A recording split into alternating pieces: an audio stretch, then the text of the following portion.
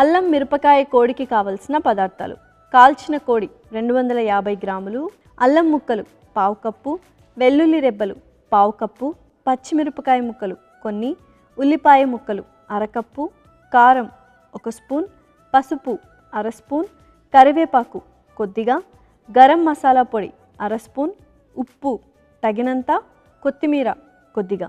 అల్లం మిరపకాయ కోడి తయారు చేసుకునే విధానం: ముందుగా స్టవ్ వెలిగించి ప్యాన్ పెట్టుకొని నూనె పోసి వేడి చేసుకోవాలి. నూనె వేడయ్యాక వెల్లుల్లి రెబ్బలు, పచ్చిమిరపకాయలు, అల్లం ముక్కలు, ఉల్లిపాయ ముక్కలు వేసి కాసేపు వేయించుకోవాలి.